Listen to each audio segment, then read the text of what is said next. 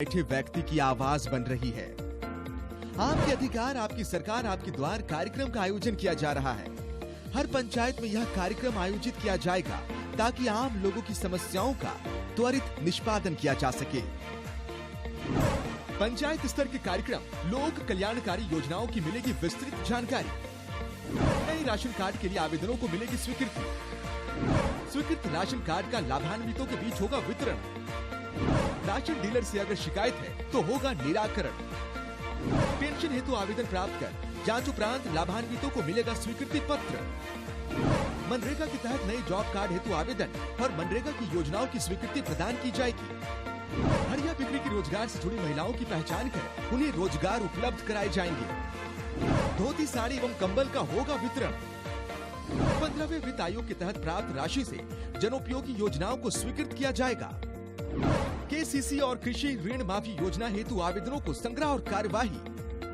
Covid vaccination की सुविधा उपलब्ध रहेगी तथा ग्रामीणों के स्वास्थ्य की होगी जांच। जाति प्रमाण पत्र, आय प्रमाण पत्र तथा सामाजिक सुरक्षा योजना से जुड़े लंबित आवेदनों का त्वरित निष्पादन।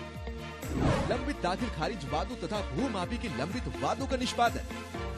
निर्विवादित मामलों की रसीद भी निर्गत की जा सकेगी। मुख्यमंत्री पशुधन योजना रोजगार सृजन योजना के आवेदन सृजित किए जाएंगे। आप अपनी भागीदारी सुनिश्चित करें और इस अवसर का लाभ उठाएं। सूचना एवं जनसंपर्क विभाग झारखंड सरकार द्वारा जनहित में जारी। कालाजार संक्रमित बालू मक्खी के काटने से फैलने वाला रोग है। कालाजार से बचाव के लिए वर्ष में 2 बार बिल्कुल मुफ्त किए जाने वाले कीटनाशी का छिड़काव अपने घर के अंदर सभी कमरों की दीवारों और पशुशाला में जरूर कराएं। बालू मक्खियाँ घर के अंदर नम दीवारों में बनी दरारों तथा पशुशाला की नमी वाले स्थानों में पनपती है। कालाजार प्रभावित जिले दुमका, गोड्डा, पाकुड़, साहिबगंज में कीटनाशी का छिड़काव आपके गांव में किया जा रहा है। याद रखें, छिड़काव में एक भी घर एक भी कमरा न छूटे। 15 दिनों से बुखार हो या चमड़े पर लाल या सफेद धब्बे या गांठें हो तो अपने गांव की सहिया या घर आए छिड़काव कर्मियों को बताएं अथवा सरकारी स्वास्थ्य केंद्र में जाएं। सभी सरकारी स्वास्थ्य केंद्र में कालाजार की जांच और उपचार की सुविधा बिल्कुल मुफ्त उपलब्ध है।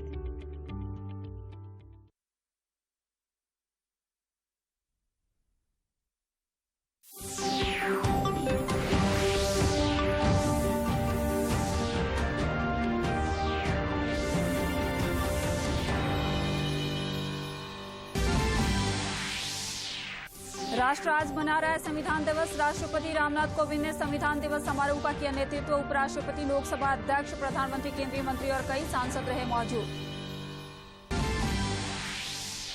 मुख्यमंत्री हेमंत सोरेन आज गढ़वा जिले के दौरे पर समाहरणालय भवन निर्माण का शिलान्यास, बिरसा मुंडा स्मारक का भूमि पूजन और नवनिर्मित घंटाघर का करेंगे उद्घाटन।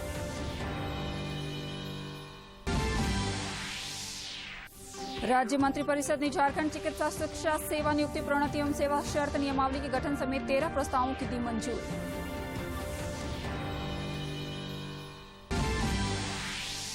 और दिल्ली के प्रगति मैदान में चल रहे ट्रेड फेयर के झारखंड पवेलियन में जमशेदपुर के एक युवा के स्टार्टअप का जलवा, झारखंड और राजस्थान के फ्यूजन से लगा रहा तड़का।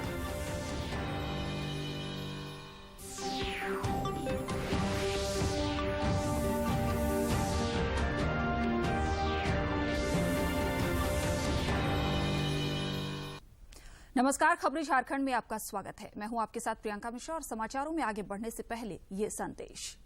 देश ने कोविड टीकाकरण अभियान के अंतर्गत 100 करोड़ टीके लगाने का लक्ष्य हासिल कर इतिहास रच दिया है। इस महत्वपूर्ण कार्य में योगदान करने वाले चिकित्सकों, नर्सों और अन्य स्वास्थ्यकर्मियों का दूरदर्शन अभिनंदन करता है। इसके साथ ही हम आपको सतर्क भी करना चाहते हैं कि कोविड अभी समाप्त नहीं हुआ है। आप सभी से हमारी अपील है कि यथाशीघ्र दोनों टीके लगवाएं और अन्य लोगों को भी टीके लगवाने के लिए प्रेरित करें। मास्क लगाएं और 2 गज की सुरक्षित दूरी बनाए रखें। बार बार हाथ धोएं और चेहरा साफ रखें। कोविड से संबंधित जानकारी और मार्गदर्शन के लिए राष्ट्रीय हेल्पलाइन काम कर रही है। इनके नंबर हैं 011239784046 और 1075। इसके अलावा राज्य हेल्पलाइन नंबर 104 डायल कर समस्या का त्वरित समाधान लिया जा सकता है। और अब समाचार विस्तार से। राष्ट्र आज संविधान दिवस मना रहा है। संसद के केंद्रीय कक्ष में संविधान दिवस पर आयोजित मुख्य समारोह की अध्यक्षता राष्ट्रपति रामनाथ कोविंद ने की। मौके पर उपराष्ट्रपति एम वेंकैया नायडू, प्रधानमंत्री नरेंद्र मोदी, लोकसभा अध्यक्ष ओम बिरला, केंद्रीय मंत्री और कई सांसदों समेत अनेक गणमान्य लोग मौजूद थे। भारत का संविधान दुनिया का सबसे बड़ा लिखित संविधान है, जिसका निर्माण 2 साल 11 महीने और 18 दिनों में हुआ। संविधान के पहले ही पृष्ठ पे लिखा है, इंडिया दैट इज भारत। यह प्रतीक है सभ्यता के सातत्य का, परंपरा की जुड़ती कड़ियों का और जड़ों से जुड़ने का। और हम सभी के लिए बड़े हर्ष और गर्व की बात है कि इस वर्ष देश संविधान के अंगीकार किए जाने की 72वीं वर्षगांठ मना रहा है। और इस दौरान प्रधानमंत्री नरेंद्र मोदी ने अपने संबोधन में कहा कि आज का दिवस बाबा साहेब भीमराव अंबेडकर और डॉक्टर राजेंद्र प्रसाद जैसे के प्रति समर्पित को नमन करने का है। सभी भाइयों और बहनों, आज का दिवस बाबा साहब अंबेडकर, डॉक्टर राजेंद्र प्रसाद जैसे दूरंदेशी महानुभावों को नमन करने का है। आज का दिवस इस सदन को प्रणाम करने का है, क्योंकि इसी पवित्र जगह पर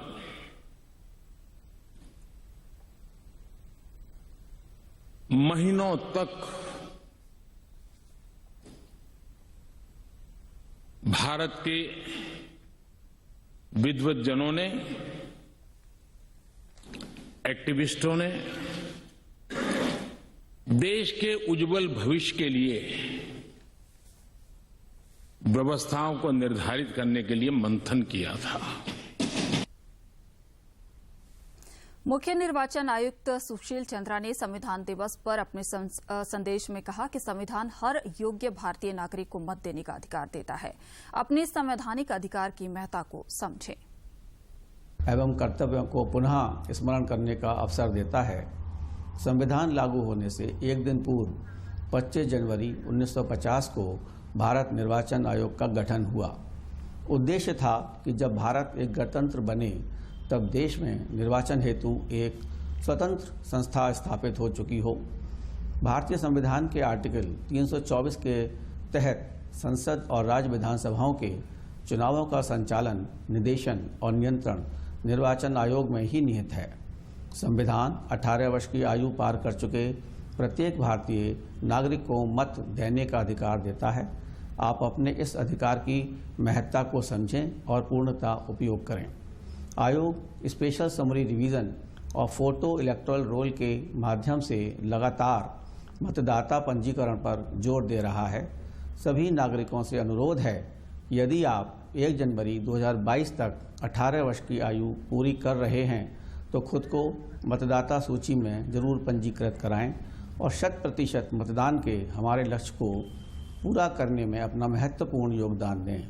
साथियों, भारत निर्वाचन आयोग सतत रूप से चुनावी प्रक्रिया को पारदर्शी, निष्पक्ष और मतदाताओं के लिए सरल, सुगम एवं सहज बनाए रखने हेतु प्रतिबद्ध रहा है और आगे भी रहेगा। धन्यवाद। मुख्यमंत्री हेमंत सोरेन आज गढ़वा के जिले के 1 दिवसीय दौरे पर हैं। इस दौरान वे गढ़वा समाहरणालय भवन के निर्माण कार्य का शिलान्यास, बिरसा मुंडा स्मारक का भूमि पूजन एवं नवनिर्मित घंटाघर का उद्घाटन करेंगे। इसके अलावा श्री सोरेन विभिन्न विभागों में नियुक्त कर्मियों के बीच नियुक्ति पत्र का वितरण भी करेंगे। साथ ही झामुमो कार्यकर्ता मिलन समारोह में भाग लेंगे। मुख्यमंत्री हेमंत सोरेन की अध्यक्षता में कल हुई राज्य मंत्रिपरिषद की महत्वपूर्ण बैठक में विभिन्न विभागों से जुड़े 13 प्रस्तावों को मंजूरी दी गई। राज्य मंत्रिमंडल ने कई विभागों की भर्ती, प्रोन्नति और सेवा शर्त संशोधन नियमावली को भी मंजूरी दी। इसमें खाद्य, सार्वजनिक वितरण एवं उपभोक्ता मामले, महिला बाल विकास एवं सामाजिक सुरक्षा विभाग, उच्च एवं तकनीकी शिक्षा और स्वास्थ्य विभाग की नियुक्ति नियमावली शामिल है।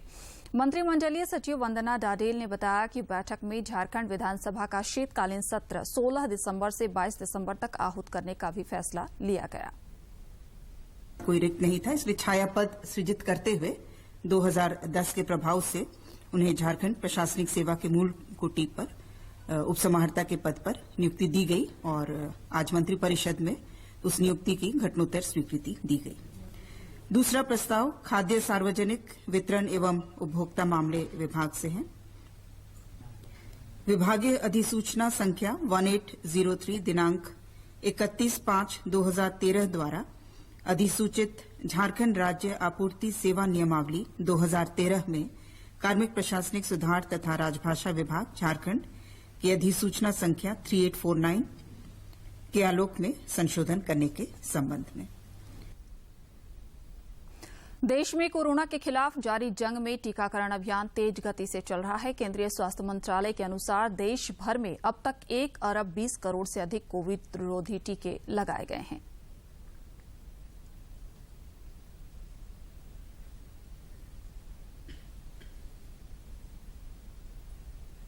केंद्रीय स्वास्थ्य मंत्रालय ने सभी राज्यों और केंद्र शासित प्रदेशों के अतिरिक्त सचिवों, प्रमुख सचिवों और स्वास्थ्य सचिवों को पत्र लिखकर कोरोना के बढ़ते मामलों के मद्देनजर परीक्षण और इलाज सहित टीकाकरण उपायों के सख्त कार्यान्वयन पर जोर दिया है।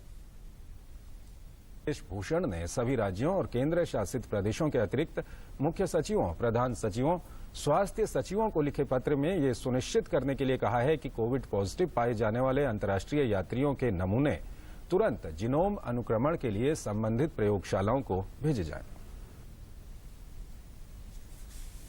देश में पिछले 24 घंटे के दौरान कोविड के 10,549 नए मामले सामने आए हैं, जबकि 9,868 लोगों ने कोविड को मात देने में सफलता हासिल की है। 10,549 नए मामले दर्ज किए गए। वहीं 24 घंटों के दौरान 9,868 मरीज उपचार करवाकर स्वस्थ हो चुके हैं, जिसके बाद देश में रिकवरी रेट बढ़कर 98.33% हो गया है। सक्रिय मामलों की कुल संख्या घटकर 1,10,133 हो गई है। इधर झारखंड में पिछले 24 घंटे के दौरान सैंपल जांच में 7 नए संक्रमितों की पुष्टि हुई है, जबकि इससे अधिक 21 लोगों ने इस महामारी को हराकर जिंदगी की जंग जीती है। स्वास्थ्य विभाग के अनुसार राज्य में सक्रिय मरीजों की संख्या घटकर 109 रह गई है।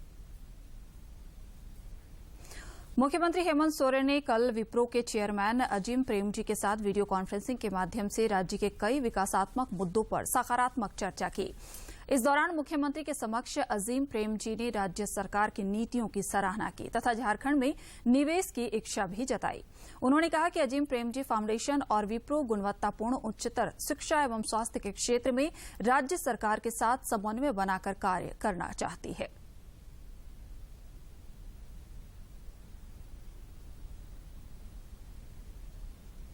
समाचारों का सिलसिला जारी रहेगा, लेकिन इस विराम के बाद। बस सब ठीक से हो गया है, चलो हम सब घर चलते हैं। अरे पर डॉक्टर साहब ने तो रुकने को बोला था। कोई जरूरत नहीं, जल्दी चलो।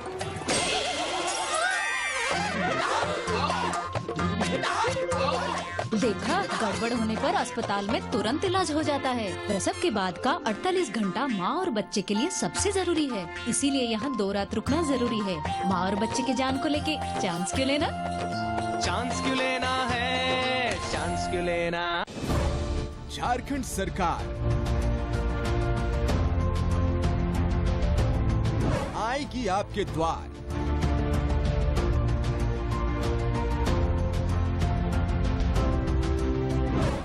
नवंबर से 29 दिसंबर तक हर पंचायत में लगेगा शिविर। समस्याओं का त्वरित होगा निष्पादन। आप अपनी भागीदारी सुनिश्चित करें और इस अवसर का लाभ उठाएं। सूचना एवं जनसंपर्क विभाग झारखंड सरकार द्वारा जनहित में जारी। इस बात को समझ लीजिए कि टीका लगाने के बाद बच्चे को हल्का सा बुखार आ सकता है, हो सकता है थोड़ी सी सूजन भी हो जाए। इस बुखार और दर्द का मतलब है कि टीका अपना काम कर रहा है और बच्चे को जानलेवा बीमारियों से बचा रहा है। वो बच्चा बीमार भी हो तो भी उसे टीके के लिए हर बार ले जाइए। 5 साल, 7 बार, छूटे ना टीका एक भी बार।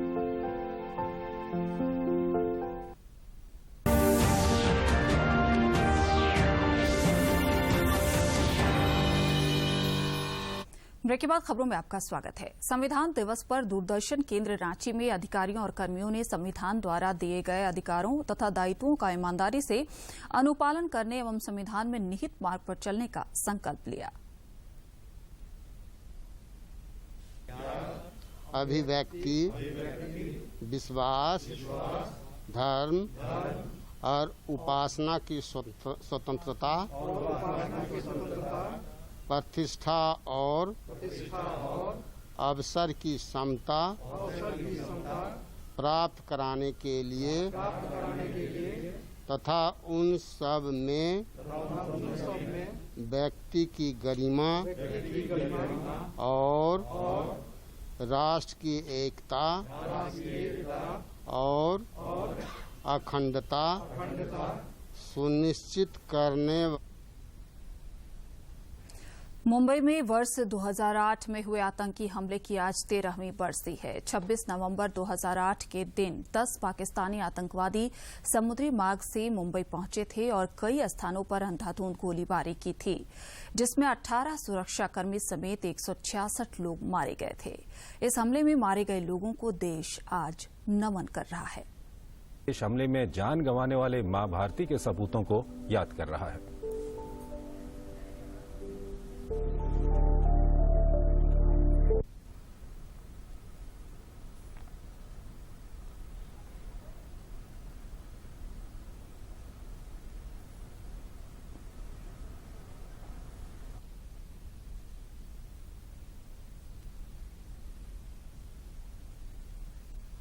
राष्ट्रपति रामनाथ कोविंद ने मुंबई आतंकी हमले में मारे गए लोगों को ट्वीट कर श्रद्धांजलि दी है। लिखा, 26/11 के मुंबई आतंकी हमले के शहीदों को मेरी भावभीनी श्रद्धांजलि। कर्तव्य की पंक्ति में अपने प्राणों की आहुति देने वाले सुरक्षा बलों की बहादुरी और बलिदान के लिए राष्ट्र हमेशा आभारी रहेगा। इधर प्रधानमंत्री नरेंद्र मोदी ने कहा कि मुंबई हमला एक दुखद दिन है। प्रधानमंत्री ने इस आतंकी हमले में शहीद हुए लोगों को नमन किया। भारत के संविधान में सूचित देश के सामान्य मानवीय की रक्षा की जिम्मेवारी के तहत अनेक हमारे वीर जवानों ने उन आतंकवादियों से लोहा लेते लेते अपने आप को समर्पित कर दिया, सर्वोच्च बलिदान दिया। मैं आज 26/11 को उन सभी बलिदानियों को भी आदरपूर्वक नमन करता हूं। साइबर अपराधियों के खिलाफ चलाए जा रहे राज्यव्यापी अभियान में पुलिस को बड़ी सफलता मिली है। जामताड़ा पुलिस ने अलग अलग ठिकानों से 10 साइबर अपराधियों को 20 मोबाइल सेट और विभिन्न कंपनियों के 39 फर्जी सिम कार्ड के साथ गिरफ्तार किया है। पुलिस अधीक्षक दीपक कुमार सिन्हा ने बताया कि गिरफ्तार सभी साइबर अपराधियों को न्यायिक हिरासत में जामताड़ा मंडल कारा भेज दिया गया है।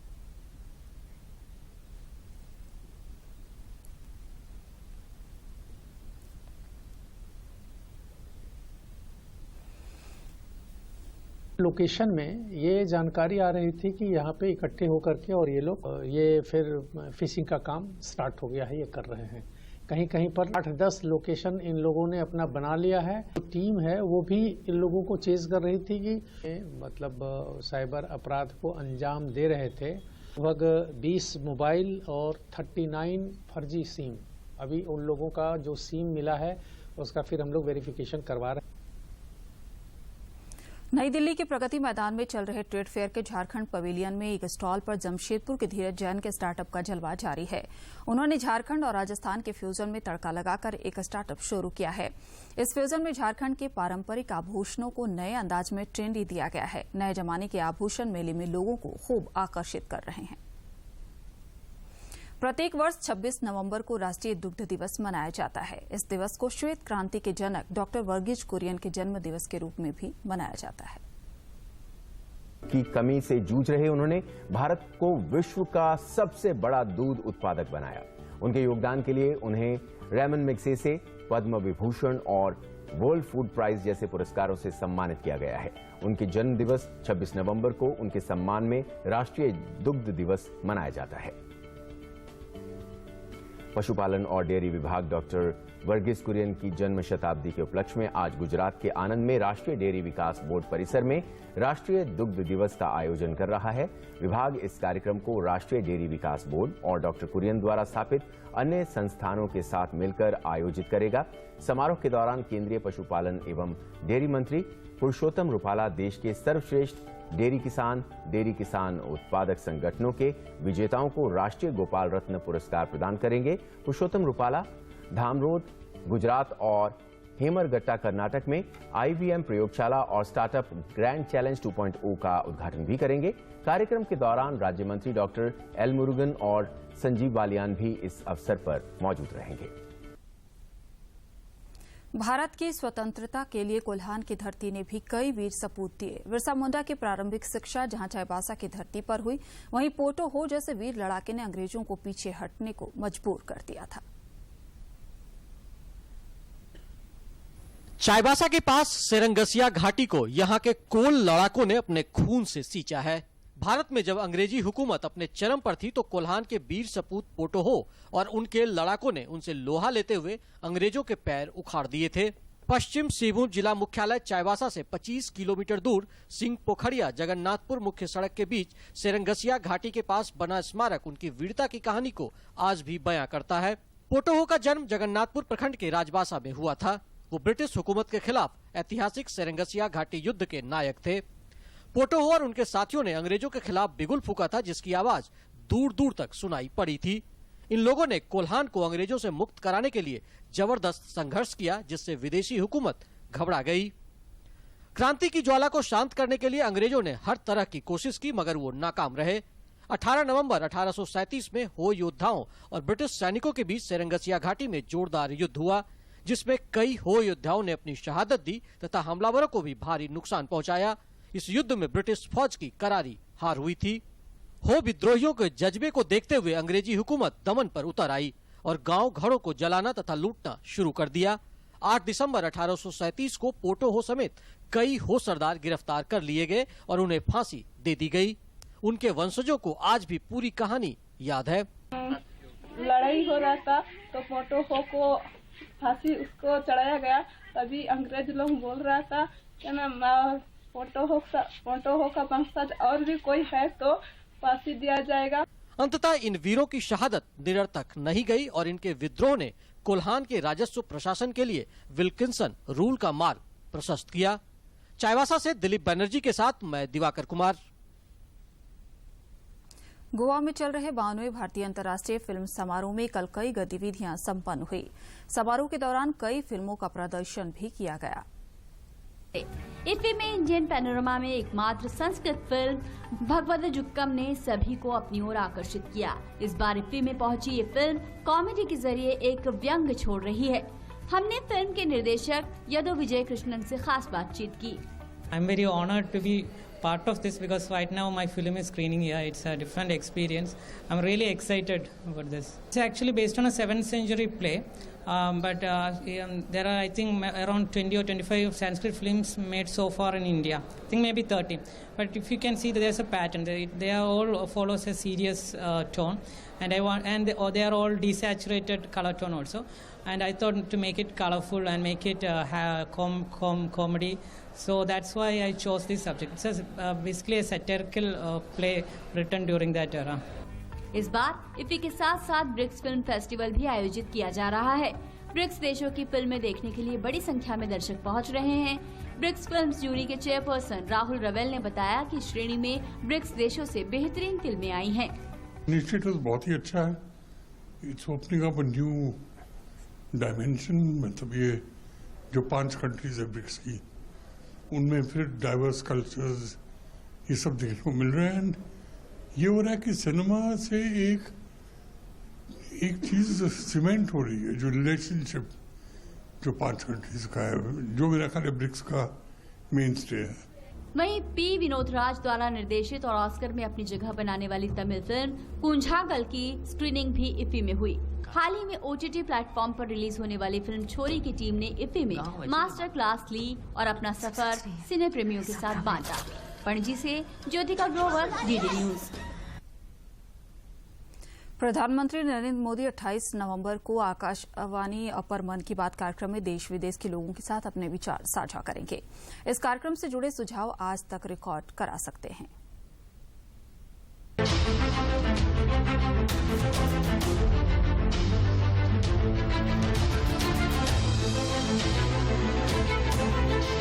मन की बात। माननीय प्रधानमंत्री श्री नरेंद्र मोदी भारत की जनता से साझा करेंगे अपने मन की बात रविवार 28 नवंबर सुबह 11 बजे। माननीय प्रधानमंत्री के प्रसारण के तुरंत बाद मन की बात का प्रादेशिक भाषाओं में अनुवाद आकाशवाणी और दूरदर्शन के संबद्ध प्रादेशिक केंद्रों से किया जाएगा। मन की बात के प्रादेशिक भाषाओं में अनुवाद का पुनः प्रसारण रात 8 बजे आकाशवाणी और दूरदर्शन के सभी प्रादेशिक केंद्रों से किया जाएगा। तो याद रखें, रविवार 28 नवंबर सुबह 11 बजे मन की बात। आजादी के सफर की आज की कड़ी में हम संविधान के मूल्यों को याद करेंगे।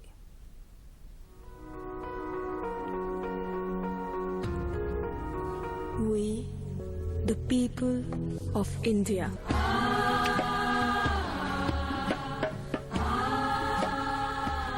आज संविधान दिवस है, जो हमारे देश में हर साल 26 नवंबर को 1949 में इसी तारीख को भारत के संविधान को अपनाने के उपलक्ष्य में मनाया जाता है। 26 नवंबर 1949 को भारत की संविधान सभा ने भारत के संविधान को स्वीकार किया, जो 26 जनवरी 1950 से लागू हुआ। 19 नवंबर 2015 को सामाजिक न्याय और अधिकारिता मंत्रालय ने नागरिकों के बीच संवैधानिक मूल्यों को बढ़ावा देने के लिए हर वर्ष 26 नवंबर को संविधान दिवस के मनाने के लिए भारत सरकार के निर्णय को अधिसूचित किया। स्वतंत्रता को बल देता है, समता न्याय का ढल देता है, जिसकी बदौलत भारत देश को मिला यहाँ सम्मान है। भारत का संविधान है। भारत का संविधान 1946 की कैबिनेट मिशन योजना के तहत गठित संविधान सभा द्वारा तैयार किया गया था। संविधान सभा ने 9 दिसंबर 1946 को अपनी पहली बैठक की और सभा के सबसे पुराने सदस्य डॉक्टर सच्चिदानंद सिन्हा को अंतरिम अध्यक्ष चुना गया। पंडित जवाहरलाल नेहरू ने सदस्यों से समर्पण की शपथ लेने का आह्वान किया। At this solemn moment, when the people of India, through suffering and sacrifice, have secured freedom, I, a member of the Constituent Assembly of India, do dedicate myself in all humility to the service of India and her people, to the end that this ancient land attain her rightful place in the world and make her full and willing contribution to the promotion of world peace and the welfare of mankind. संविधान सभा ने 11 दिसंबर 1946 को doctor Rajendra Prasad को अपना स्थायी अध्यक्ष चुना। एक नवजात राष्ट्र में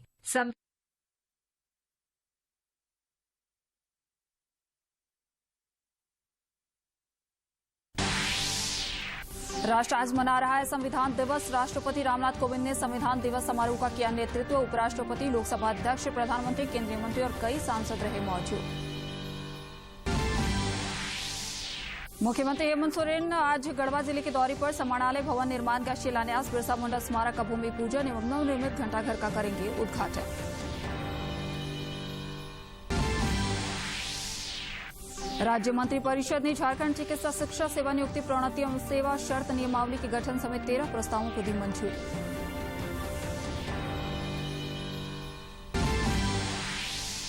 और दिल्ली के प्रगति मैदान में चल रहे ट्रेड फेयर के झारखंड पवेलियन में जमशेदपुर के एक युवा के स्टार्टअप का जलवा, झारखंड और राजस्थान के फ्यूजन से लगा रहा तड़का।